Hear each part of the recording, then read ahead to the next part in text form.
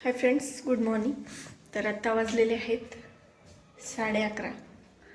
RV गेलेली शाळेत आणि आता पिल्लू पण झोपलं आहे. तर आता मी अभ्यासाला सुरुवात करणार आहे. कामं पण आवरली आहेत, काही राहिलं आहे पण ते असंच मग मी झोप आलं की ते काम करून घेत असते. म्हणजे आपला वेळही वाया जात नाही आणि कामही होतात आणि झोप पण येत नाही. तर आता सुरू करते मी अभ्यासाला. त्याच्यापूर्वी हे बघा, पिलूनी सांडून ठेवलंय खुर्चीवर. आता ते भरून घेते अगोदर.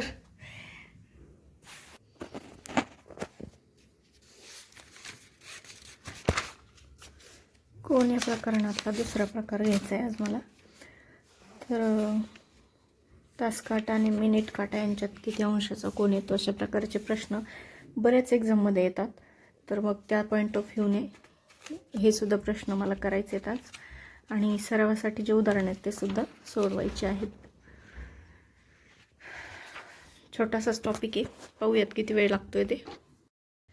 तर रात्री जर मला उशीर झाला ना झोपायला, म्हणजे 12 जर वाजले, तर मग मी सकाळी 7 वाजता उठत असते. आणि जर लवकर झोपले तर मग 6लाच उठत असते. आणि मग एक दिवस ना मी तुमच्यासोबत माझं मॉर्निंगचं जे रुटीन आहे ते सुद्धा शेअर करणार आहे. कारण मी स्वयंपाक करता करता आहे ना, जो टाईम असतो ना आपला, तो व्हिडिओ ऐकून थोडंसं युटिलाइज करत असते. जनरल नॉलेजचे म्हणा किंवा मग इंग्रजीचे काही इम्पॉर्टंट टॉपिक असतील तर ते मी डाउनलोड करून नंतर मग ते स्वयंपाक बनवताना वगैरे छान ऐकत असते. ते डाउनलोड केले ना म्हणजे मध्ये ॲड वगैरे येत नाही आणि आपली मग लिंकही तुटत नाही. तर असं माझं सकाळचं मॉर्निंगचं रुटीन एकंदरीत चालू असतं. तर एक दिवस मी नक्की तुमच्यासोबत 11पर्यंतचे माझं जे रुटीन आहे ते शेअर करील.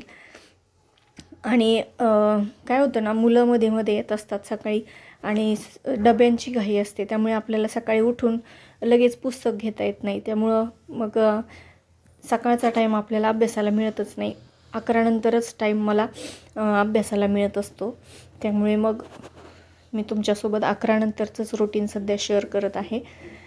तर छान माझा अभ्यास चालू आहे आणि पिल्लू मध्ये मध्ये उठत होता, त्यामुळे त्यालाही झोका द्यावा लागतो. आणि कधी कधी काय होतं ना, तो अचानक उठून बसतो झोक्यामध्ये आणि उभा राहायचा सुद्धा प्रयत्न करतो. त्यामुळे मग मी झोक्याच्या शेजारीच अभ्यासाला जागा निवडलेली आहे आणि इथेच टेबल मांडून घेतलेला आहे. त्यामुळे मग मी नाहीतर बाकीच्या रूममध्ये खूप प्रकाश आहे, या रूममध्ये सुद्धा आहे, परंतु त्याला थोडासा अंधार असला म्हणजे चांगला झोपतो. त्यानंतर तो उठल्याच्यानंतर मग त्याला खाऊ पिऊ वगैरे घातलं आणि माझी भांडी घासायची राहिलेली होती, तर ती भांडी मी आता घासून घेत आहे. आणि भांडी घासताना सुद्धा तो असं एकदम पायामध्ये येत असतो, म्हणजे खेळत नाही असा. किंवा मग जेवायला जरी दिलं तरी मग त्याला आपण जवळ पाहिजे असतो. तर शेजारीच खुर्चीवर त्याला मी बसवलेलं होतं आणि तरीसुद्धा मध्ये मध्ये तो येतच होता. तर भांडी वगैरे घासून घेतली. असं नाही की मी अभ्यास करते म्हणून आता हाताखाली कामाला वगैरे बाई आहे किंवा हेल्पर आहे, असं नाही.